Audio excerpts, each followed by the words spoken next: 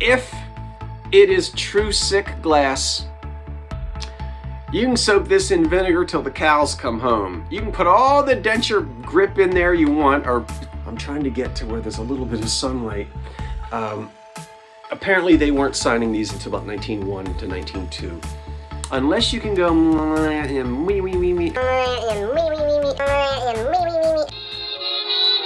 There's an old curiosity shop.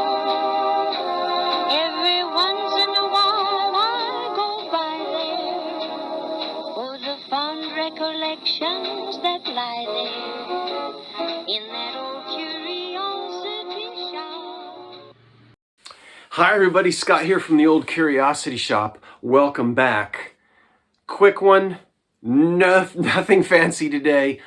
Look, I'm even in this old hoodie that's like 5 times too big for me.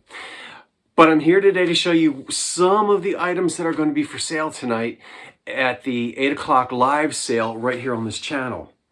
Now, I'll be adding some things to what I'm about to show you now. So don't think that you can watch this and then there won't be any surprises tonight.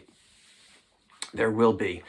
Oh, please watch until the very end because I found a piece of glass this morning, which is absolutely phenomenal, and I cannot wait to show you. And I shall, promise, right at the end. Okay, what's for sale tonight? Tonight, we're going to have a big old loving cup by L.E. Smith. That's the big one with the 2 handles.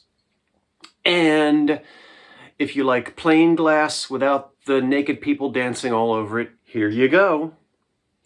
No chips, no cracks, 1930s into the 40s. We'll have that tonight.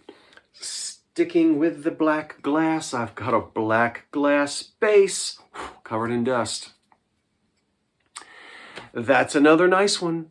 Now, you'll notice that it is 3-footed and that it was gilded at one time. Most of the gold is gone. If I were keeping this for my own personal taste, I would get a 4/0 steel wool and get that gold off of there. I don't like it.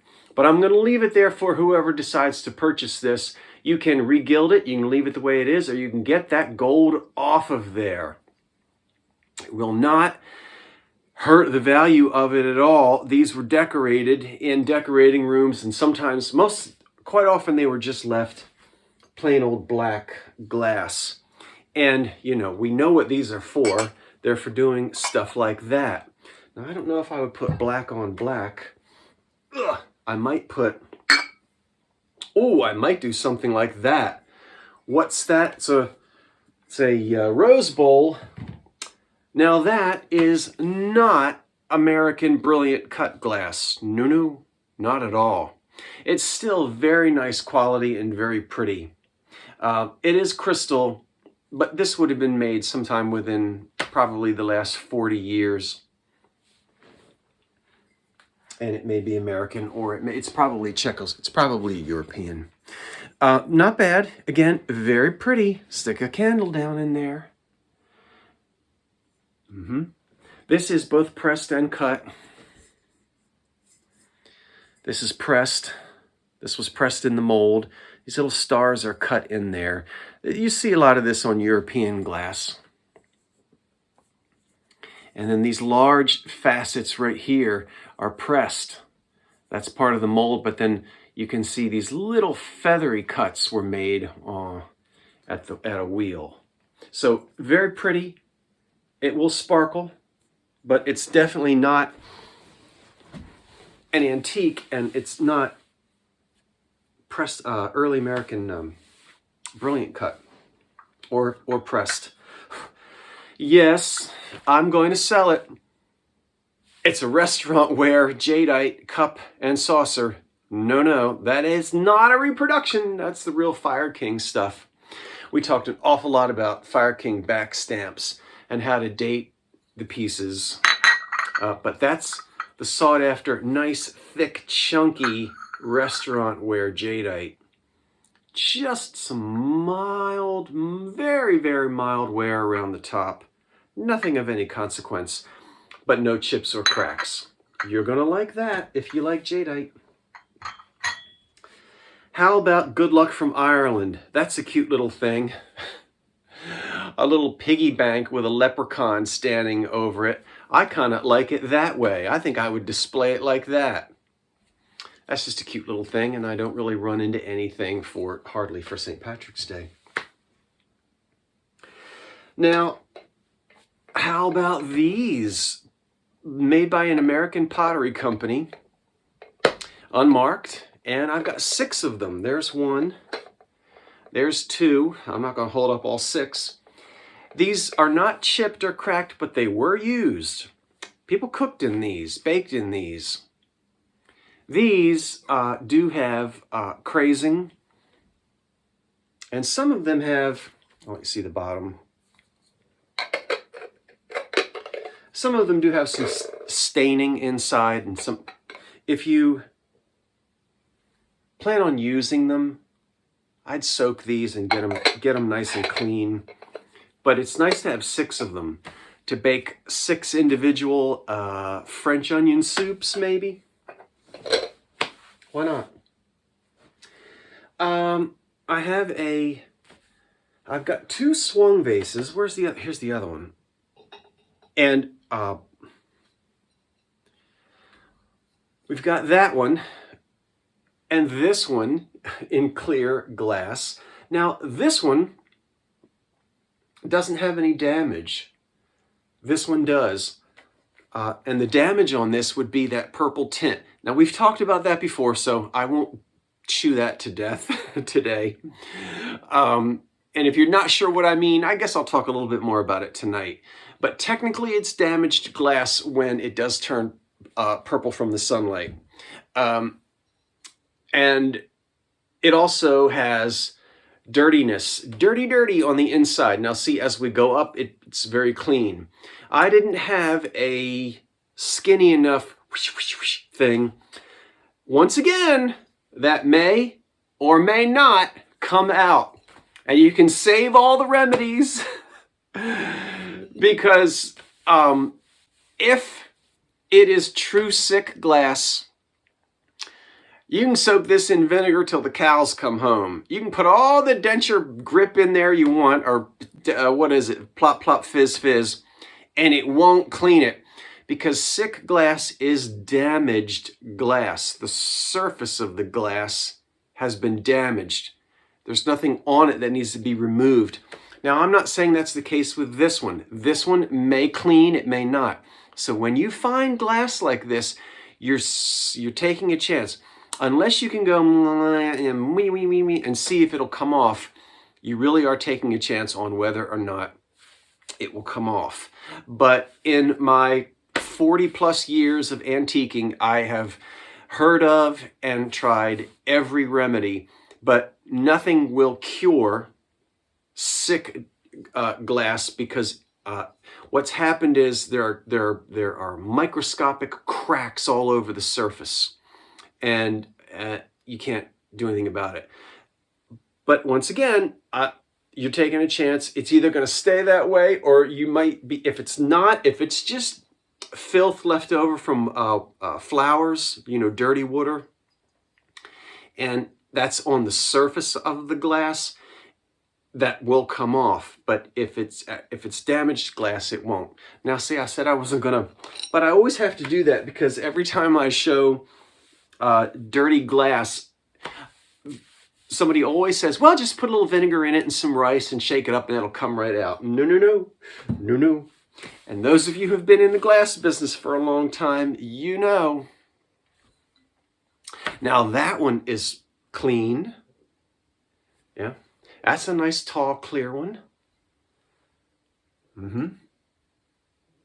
So we'll have those. And then, let's see. All right, I've got 4 Florentine grill plates. There were 2 Florentine patterns, a 1 and a 2. One of the Florentines has a scalloped edge. And then the other one doesn't. The other one doesn't. These are 4 matching Florentine grill plates. This is the grill on the plate, you see. And I've done a lot of reading. Some of the glass books suggest that these were heavily used for restaurant use. I don't know. I guess so. I don't know how many... I don't know how popular grill plates were domestically. 2 of these have minor chips, very minor, have a very minor chip on the outside, and 2 of them are in perfect condition. So if you like yellow, and this is really, really yellow, not amber, but a nice yellow color.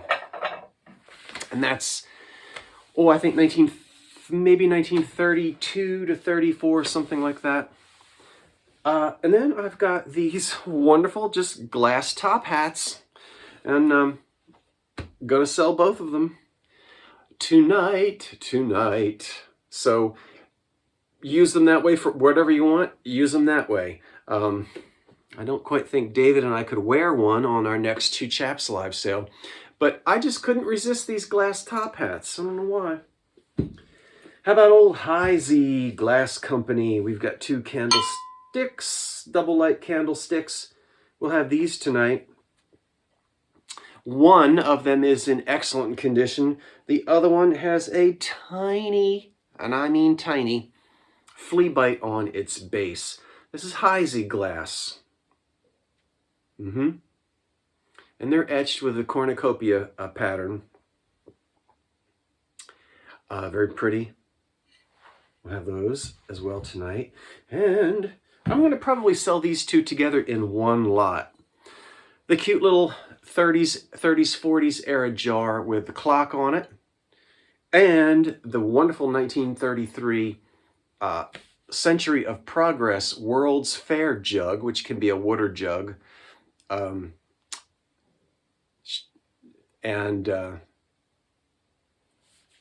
Neither of them have lids. You'll find lids. These are universal sizes. It's just a matter of time.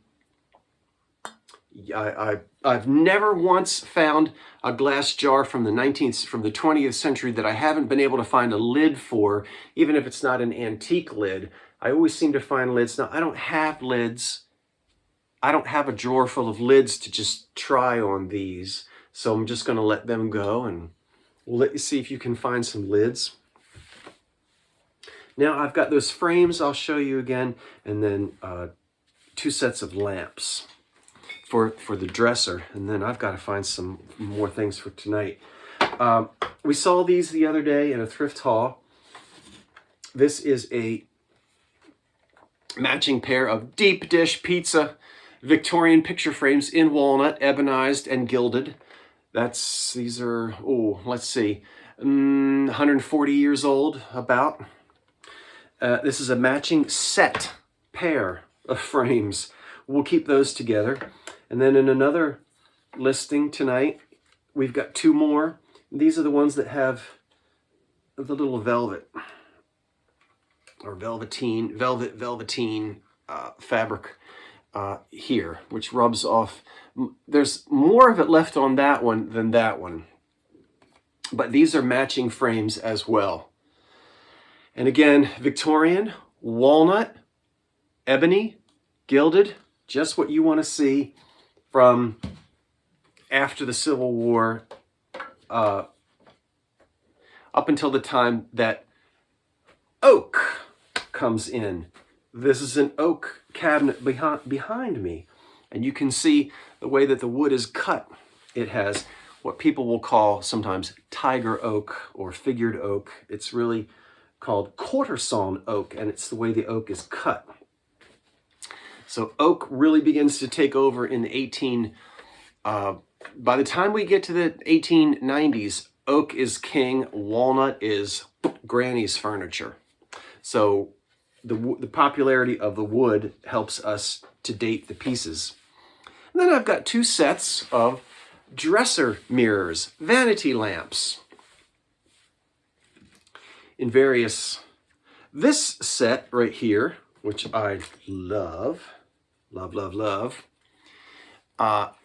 This set would be from the 30s into the 40s, and we can see they have original nickel sockets. This is glass, not plastic. And as we come down to the bottom, we have these wonderful mirrored bottoms. And sometimes it's actually that deco blue glass. I don't have an example. Well, I don't have an example in here to show you. But I love the way you have these 4 little metal feet that it stands on, and of course the silvering is crackling as it normally does, and I love it. These were rewired by someone, not me. I don't know that I would have chosen these black electric cords, but these are perfectly fine to use these that way. The lamps are in great shape. And normally on dressers, the lamps are near the back of the dresser, and the cords go straight down along the wall behind the dresser, and you may only see, that much of cord on top of a dresser. So I see no reason why not to keep these black cords just the way they are.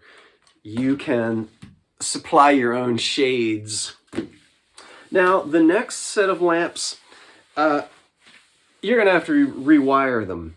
And rewiring lamps is one of the easiest things you can do. There are plenty of videos out there on how to do it. I have some myself. You just need a screwdriver. But here we have a tall, skinny pair. Again, we're in the mid-30s to the mid-40s. This is glass, not plastic. We have original nickel sockets, a glass center here, a glass piece here that's got some etching on it. Then we can see the glass at the bottom. This one retains its original old silk or cloth covered cord with an old Bakelite plug. Now, this scares people. It doesn't scare me, but it scares a lot of people, and I understand why. So the cord is not damaged, but most of the time when people see these old cloth cords, they want to rewire, and I can understand that. So that's probably what somebody's going to want to do. But please save this wire. I mean, you know what? Actually, if you're just going to throw the wire away, whoever wins these tonight, if they sell, let me know if I can cut this off. I'll cut it off and give you enough room to pull it out, but I save old wire like this and I do stuff with it. But if you're going to save the wire and recycle it, then by Jove, it's yours. That one needs to be rewired too because, well, I guess not really. It's just got one of those big old plugs, way too much. This is an extension cord. I mean, the gauge of this wire is way too big for this dainty little lamp. So I would just get rid of that. So these two need to be rewired, and you'll have elegant, tall vanity lamps for your 1930s and 40s, even into the early 50s inspired bedroom. Now, I have shown you what I want to show you. Will there be more tonight? You know there will be more tonight. Oh, I almost forgot. Of course, this is going to be sold tonight. Now, if you don't know what that is, I produced a video on Sunday afternoon. It took me all afternoon. I worked hours and hours on that. I hope you'll watch it. It's called I Can't Wait to Tell You About the Story About This Bowl. I literally spent, I think I started working on that at about 2 o'clock in the afternoon, and I didn't publish the video till 9 o'clock at night.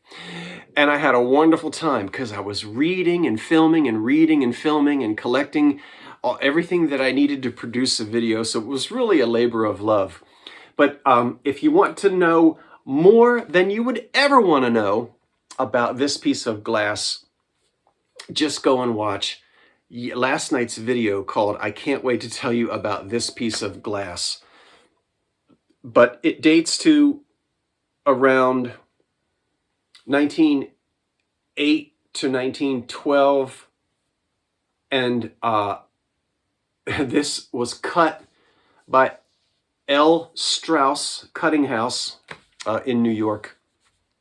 Of course, it has a few flea bites, but no big chips. Nothing that would, when I see decent sized chips, I don't bother with it unless it's extremely rare. So I almost forgot we'll have that tonight. Now I have to tell you, I don't know. I don't believe in, what is it? Where, you know, some old long lost American brilliant cut glass worker is looking down on me and leading me to these things. I don't know that I would put much faith in that. But I will say that after spending hours and hours and hours yesterday researching this and producing a video, this very morning, I went to a thrift shop, didn't find anything. Went to another thrift shop, was on my way home, and I said, oh, okay, I'll stop at this one, but I'm not going to find anything. The rule is you stop. You always, always stop. No matter how tired you are, no matter how bad you got to go to the bathroom, no matter how much you're ready to go home and get into your sweatpants, you always stop. And this morning I stopped. And aren't I glad I did? Because I found the most beautiful piece of American brilliant cut glass that I have ever had the privilege of finding. And here it is. I could not believe it. That thing weighs, I didn't weigh it. It's probably 8 pounds. And I don't even have all the lights shining in here. I wish you could see it when the sunlight hits it. It's only getting indirect sunlight right now, but you should see it when I put it, and I'm going to have to wait until the sun comes in and touches the top of my dining table or whatever, and I'll put this on it. I'm not selling this tonight. I'm going to have fun with this for quite a while, and then who knows. It is so heavy. This is manufactured by the J. Hoare Glass Cutting House. Exactly where they got their glass blanks from, I don't know. I think I'm still in the early process, but I did find it. I'm not going to grab my book. I did find this in one of my Pearson books. And from what I can tell right now, but I've got to spend hours reading to dig up some more information. The J. Hoare Company at this time was in Corning, New York, and they began acid signing their pieces. From what the scholarship says, I have to put it down for a minute. It's so heavy. I'll put it on my shoulder. Maybe not. They were signing their pieces sometime after 1901 and 1902, and prior to that, you normally don't find signatures. So I couldn't find a signature, and I've gone all over this thing. I spent about a half an hour with it in the bathtub because it was filthy. And so I did a lot of cleaning, and I did not find a signature, which doesn't mean anything. Well, it doesn't mean anything in terms of value. You say, oh, what a shame it's not signed. No, that's all right. Fenton wasn't signed until the 70s. So you don't have to have a signature. But it helps me to know that if they weren't signing these until, oh wait, there comes a little bit of sunlight. Hold on, you've got to see. Let me get can I get it? Ugh, I'm trying to get to where there's a little bit of sunlight. Apparently they weren't signing these until about 1901 to 1902. So I would put this in the 1880s, 1890s. The pattern is called Monarch. And this thing is massive. I've only found 1 or 2 of these as I was looking around on the internet, and they were smaller, much smaller than this. This one, oh, I'm almost going to get cut. This one is about 8.5 inches tall and about 10 inches wide. And it is just, this is what we call American Brilliant Cut. Oh, goodness. How about that? Now, around the top, 2 of the petals have a flea bite, and 1 of the petals has what I'll go ahead and call a chip. I don't like damage, but I have to tell you, on a piece like this, there's no way, with all of the craftsmanship that went into producing this, there's absolutely no way I was going to leave it. The little flea bites can be repaired, even that chip, which is not a huge deal to me. It's on this petal. The biggest chip is on this petal right here. And it's on the underneath side. Well, wait a minute. Where did it go? It's over here. It's on the underneath side, and it's right here, but you can, I mean, I'll turn it that way. It's right here. So you just get a hint of it there. That could be smoothed out. This could be polished down to where you wouldn't see it. It would be a repaired piece, but I have to tell you that when you start getting into big pieces like this, it's very difficult to find this glass without some damage on it. And so those little flea bites and the little chip on the top, that doesn't really break my heart, I have to tell you. Okay, now I gotta put the thing down. Over the moon. Am I gonna sell it?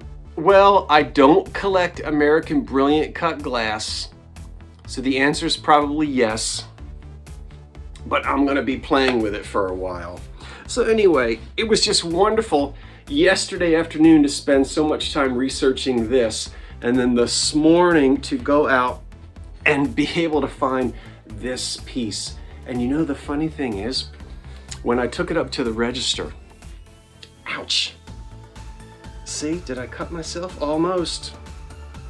When I took it up to the register, the lady said, oh, that just got put out yesterday morning. Now, yesterday morning was Sunday morning. I don't go to thrift shops on Sunday, rarely. That's the big sale day. First of all, I don't really like to do a lot of shopping on a Sunday unless I have to get something from the grocery store. But so it had been out since Sunday morning, and nobody bought it. Nobody. I don't know if people just ignored it, but can you imagine this sitting in a thrift shop all day on a Sunday, which is normally the busiest day of the week at thrift shops, and nobody purchased it? And I couldn't believe it. So I'll tell you what, keep your eyes on that glass aisle, the clear glass aisle. You may find a diamond just like that. I can't stop fiddling with it. Well, anyway, I better get out of here. I've got to get ready for tonight's sale. Hey, I'm Scott from the Old Curiosity Shop, saying thanks for watching. See you tonight at 8. And what do you think about this vase? Whew. Okay, wait for the cat. So long for now.